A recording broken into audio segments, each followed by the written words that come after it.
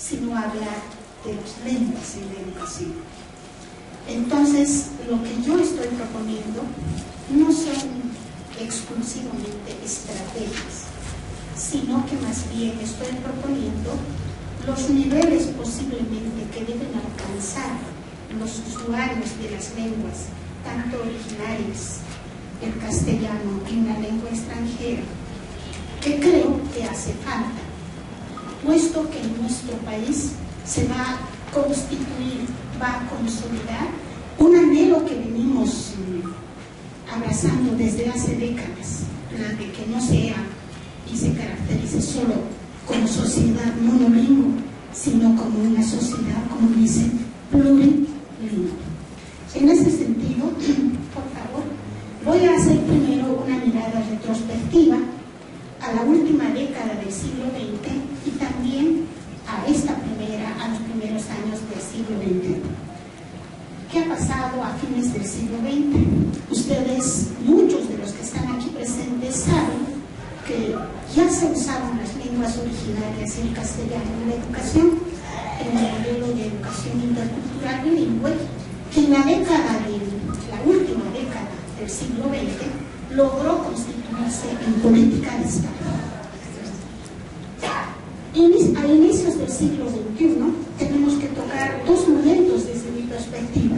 Una desde el 2000 al 2005 y otra del 2006 al 2009 y probablemente hasta el año en el que estamos. Considero yo que del 2000 al 2005 ya tenía presencia la educación intercultural bilingüe en la educación. Estábamos presentes con este modelo de educación en tres regiones: la región quechua, la región aymara y la región guarani. Habíamos hasta entonces formado recursos bilingües y también capacitado en la producción de textos en lenguas originarias y también el uso de las lenguas originarias y el castellano en procesos de enseñanza-aprendizaje en línea para formar a estudiantes bilingües. También habíamos elaborado mucho material didáctico en las tres lenguas originarias para todo el nivel primario: primer ciclo, segundo ciclo y tercer ciclo. Y el castellano preocupa, y a mí en particular me preocupa, que no se haya usado ese material después del 2005, del 2006 al 2009, por ejemplo, en materia de potenciamiento y desarrollo de la educación intercultural bilingüe, si se contaba con recursos humanos y con material didáctico elaborado, haciendo una crítica a todo el proceso de aplicación, podía haberse descartado lo positivo y haber continuado desarrollándose, fortaleciéndose y potenciando el desarrollo de la educación intercultural bilingüe. Sin embargo, percibimos que se ha diluido, por no decir que se ha acabado, o sea que ya no se usa. Sin embargo, en 2006 también se dan algunas acciones desde el Ministerio de Educación. No olvidemos que Marcia Montepora fue la primera directora de normales, creo, de carácter indígena. Ella, durante su gestión, hizo que se creara la carrera de lengua aymara en el Instituto Normal Superior Simón Bolívar y en el INSTEA, el Instituto Superior Técnico del Alto. Probablemente no reunía las condiciones que se hubiera deseado.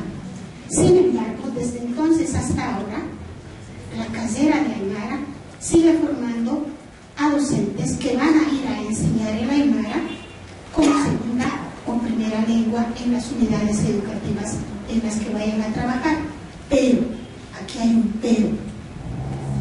Los egresados, la gran mayoría aún no está trabajando, porque no se ha acompañado este proceso de creación de la carrera de aymara con alguna gestión educativa que posibilite que el diseño curricular incorpore pues, el aprendizaje y enseñanza de la lengua aymara. Y a nivel administrativo financiero no se cuente con recursos para pagar a los profesores egresados. De tal suerte que actualmente la mayoría de ellos aún no está trabajando. Esperemos que esto cambie. Sin embargo, hay que también reconocer los esfuerzos que se vienen haciendo para seguir enseñando, probablemente en algunos lugares, como en el contexto urbano de la ciudad de Sucre, la EIME y en Potosí. Por favor, la próxima. Bien, yo creo que las condiciones políticas, jurídicas, sociales, sociolingüísticas y lingüísticas están dadas. El primer artículo de la Constitución Política del Estado así lo dice. Mientras antes de su promulgación los pueblos originarios estábamos invisibilizados, ya en este primer artículo se reconoce como a Bolivia, o Bolivia dice que se constituye en un Estado unitario, social, de derecho plurinacional, comunitario, libre, independiente, soberano, democrático, intercultural, descentralizado y con autonomía. Bolivia se funda en la pluralidad y el pluralismo político, económico, jurídico, cultural y lingüístico dentro del proceso integrador del país. Entonces podemos decir que ese anhelo que teníamos de que la característica sociolingüística, plurilingüe y pluricultural del país se reconozca, ya está presente. Yo creo que este primer artículo de la Constitución Política del Estado nos va a ayudar a que la política educativa, que ya se ha traducido en la ley 070, Avelino Siñani y Elizardo Pérez, ya ha definido que ahora optamos por una educación intracultural, intercultural y no solo bilingüe, plurilingüe. Por favor, está por demás hacer mención a algunos artículos de la ley de educación Avelino Siñani y Elizardo Pérez. Quizás para recordar simplemente el artículo 7, cuando habla del uso de idiomas oficiales y lengua extranjera, pues nos está mostrando como cuatro contextos, ¿no? Uno, que en poblaciones o comunidades monolingües y de predominio de la lengua originaria irá como primera lengua y el castellano como segunda lengua. En cambio, en comunidades monolingües y de predominio del castellano, el castellano como primera lengua y la lengua originaria como segunda lengua. En las comunidades o regiones trilingües o plurilingües, la elección de la lengua originaria se sujeta a criterios de territorialidad y transterritorialidad definidos por los consejos comunales. Y en el caso de las lenguas en peligro de extinción, se implementarán políticas lingüísticas de recuperación y desarrollo con participación directa de los hablantes de dichas lenguas. Eso en ese artículo. Por favor. En el artículo 10, cuando habla de los objetivos de la educación regular del sistema educativo nacional, dice que se deben formar integralmente a los estudiantes, articulando la educación científica, humanística y tecnológica con la producción a través de la formación productiva de acuerdo a las vocaciones y potencialidades de las regiones en el marco de la intraculturalidad, interculturalidad y plurilingüística.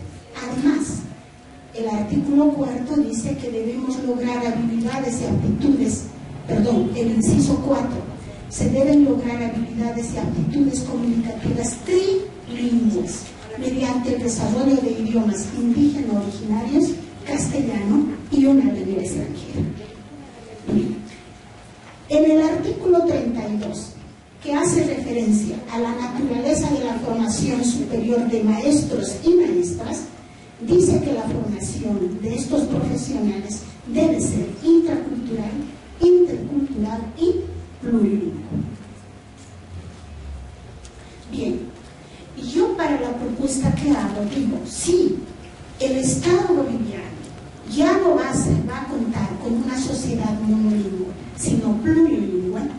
Lo que hace falta es que nosotros tengamos determinados niveles, determinada escala, que nos permita evaluar el nivel de expresión tanto oral como escrita de los hablantes de las lenguas, tanto de las lenguas originarias, el castellano y la lengua extranjera. Y entonces yo tomo como referente el marco común europeo de referencia para las lenguas, aprendizaje, enseñanza y evaluación. ¿Qué es esto? Se preguntarán ustedes, pero yo creo que muchos de ustedes sí lo conocen. Es un estándar de patrón internacional para medir el nivel de comprensión y expresión orales y escritas de una lengua. No olvidemos que en Europa no se habla una lengua. Mínimamente se hablan 2 o 3 lenguas. Mínimamente. De manera que todos los habitantes de la Comunidad Económica Europea no tienen que ser monolingües, porque sería una limitación, ¿no? Nosotros también, con la nueva ley educativa y la nueva constitución política del Estado, estamos apuntando no a constituirnos solamente, sino a rescatar una cualidad, una característica propia de los pueblos originarios que fue apreciada por los colonizadores cuando llegaron a la América y se dieron cuenta que los habitantes de la América no hablaban solo una lengua, sino más de 2 o 3 lenguas. Un ejemplo tenemos en nuestros abuelos, que no son monolingües, sino son bilingües o trilingües. Sin embargo, el paso del tiempo ha hecho que muchos de sus descendientes se constituyan en hablantes monolingües. Nosotros queremos revertir eso y para eso proponemos esto. Bien, este patrón de estándar internacional se propuso en el Convenio Internacional de 1991 en Suiza y propone 6 niveles. Vamos a ver estos 6 niveles. ¿Los niveles cuáles son? Proponen un bloque A, un bloque B y un bloque C.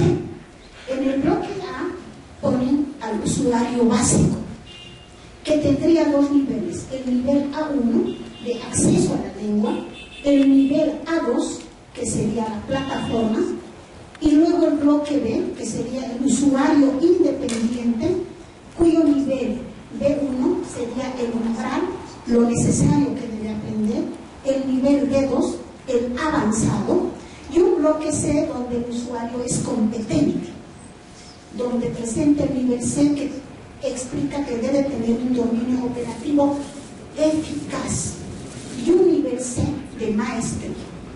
Vamos a ver cómo se traduce eso ya, ¿no? Cuando se explica. Dice, el nivel A1 se adquiere cuando el estudiante es capaz de comprender y utilizar expresiones cotidianas de uso muy frecuente, así como frases sencillas destinadas a satisfacer necesidades de tipo inmediato, cuando puede presentarse a sí mismo y a otros, pedir y dar información personal básica sobre su domicilio, sus pertenencias y las personas que conoce, y cuándo puede relacionarse de forma elemental siempre que su interlocutor hable despacio y con claridad y esté dispuesto a cooperar. O sea, aquí nos está diciendo el nivel que debe alcanzar un hablante que tenga un conocimiento básico del nivel A1.